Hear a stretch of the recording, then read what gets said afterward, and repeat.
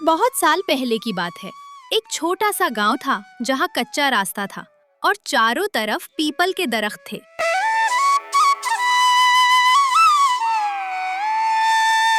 इस गांव के एक पुराने से मकान में किरण अपने बेटे आदित्य के साथ रहती थी। आदित्य के पिता के गुजर जाने के बाद किरण ने ही माँ और बाप दोनों का फर्ज निभाया। आदित्य जब 5 साल का था तो वो बहुत जिद्दी था। एक बार गांव के मेले में उसने एक मिट्टी के खिलौने के लिए जिद कर दी। किरण के पास उस वक्त पैसे नहीं थे। उसने पूरा दिन खेत में मजदूरी की और शाम को थकी हारी घर आई, लेकिन उसके हाथ में वो मिट्टी का खिलौना था। आदित्य खुशी से झूम उठा, मगर उसने ये नहीं देखा कि उसकी माँ के पैरों में छाले पड़ गए थे।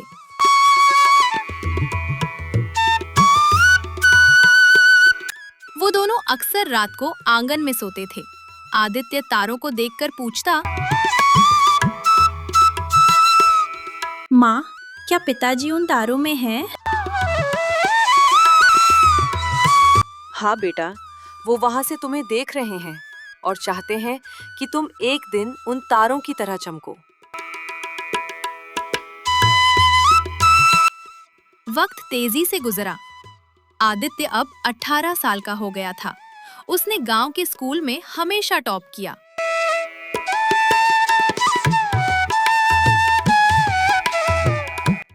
अब वक्त था कि वो शहर जाए और बड़े कॉलेज में पढ़ाई करे।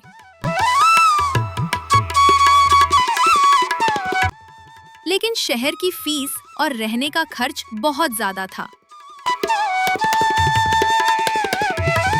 एक रात आदित्य ने सुना कि उसकी माँ कमरे में सिसक रही है। जब वो अंदर गया तो देखा कि माँ अपनी साड़ी के पल्लू में बंधे कुछ पुराने गहने निकालकर बैठी है।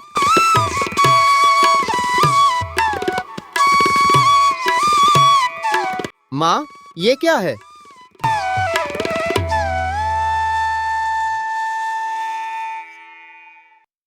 बेटा, ये तेरी दादी के दिए हुए कंगन हैं।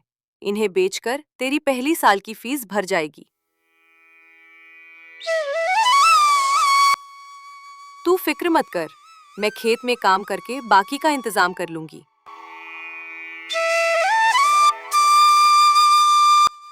आदित्य ने मना किया, लेकिन किरण ने उसके सर पर हाथ रखकर कसम दी।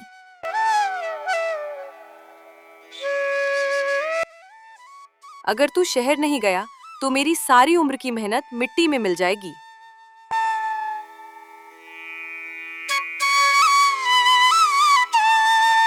जिस दिन आदित्य शहर जा रहा था, किरण ने उसके लिए रास्ते के लिए लड्डू और रोटियां बांधी।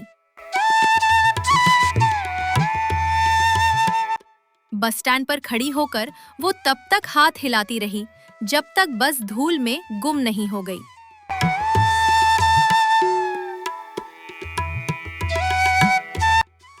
घर आकर वो अकेली रसोई में बैठकर रोने लगी।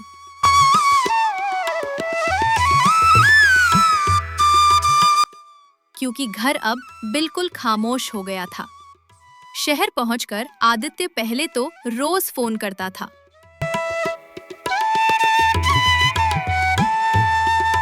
किरण उन बातों को पूरा दिन गांव की औरतों को सुनाती फिरती।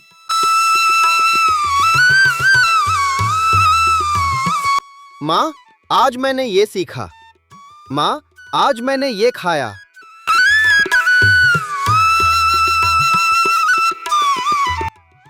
लेकिन जैसे जैसे आदित्य को नौकरी मिली और वो बड़े लोगों में उठने बैठने लगा, उसकी प्राथमिकताएं बदल गईं।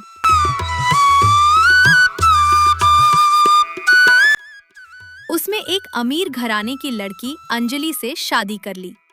शादी में भी उसने माँ को बुलाया तो सही, लेकिन वहाँ के लोगों के सामने उसे गांव की एक दूर की रिश्तेदार कहकर मिलवाया।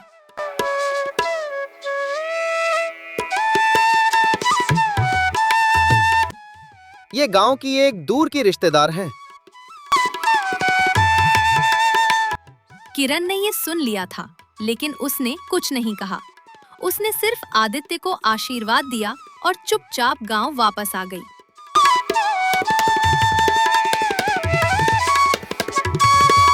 किरण हर महीने के पहले दिन दरवाजे पर बैठती कि शायद आदित्य का कोई खत या फोन आए। वो पुराना मोबाइल फोन हमेशा अपने पास रखती, लेकिन महीनों तक वो नहीं बजता था।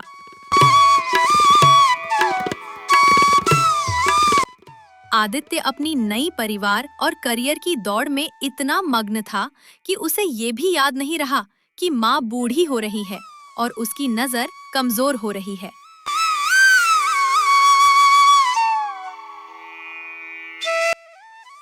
एक साल शहर में सख्त सर्दी पड़ी। आदित्य एक दिन ऑफिस से घर लौट रहा था कि उसकी कार का एक्सीडेंट हो गया। उसे अस्पताल ले जाया गया। आदित्य की आंखों से आंसुओं की धारा बह निकली।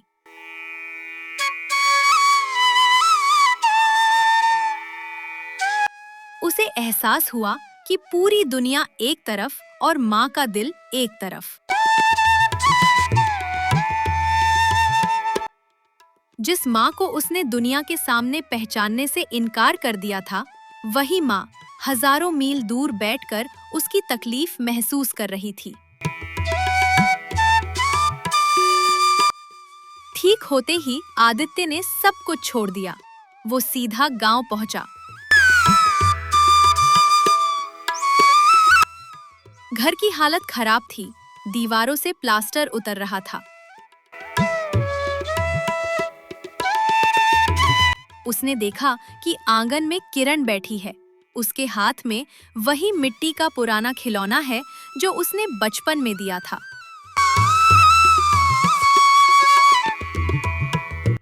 आदित्य, बेटा तू ठीक है ना? मैंने सपने में देखा कि तुझे चोट लगी है। मेरा मन बहुत घबरा रहा है। मैंने मंदिर में तेरे नाम का दिया जलाया है।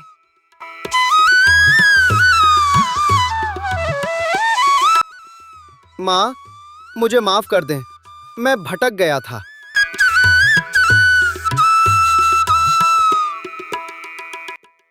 तू आ गया ना? बस मेरी सारी दुआएं कबूल हो गईं। मैंने तो हर रोज तेरे लिए थाली लगाई थी, ये सोचकर कि मेरा बेटा आज जरूर आएगा।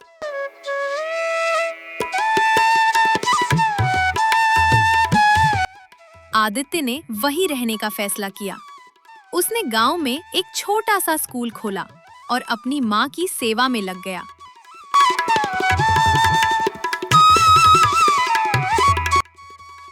उसने सीखा कि इंसान कितना भी बड़ा क्यों ना हो जाए, वो अपनी माँ की ममता का कर्ज कभी नहीं चुका सकता।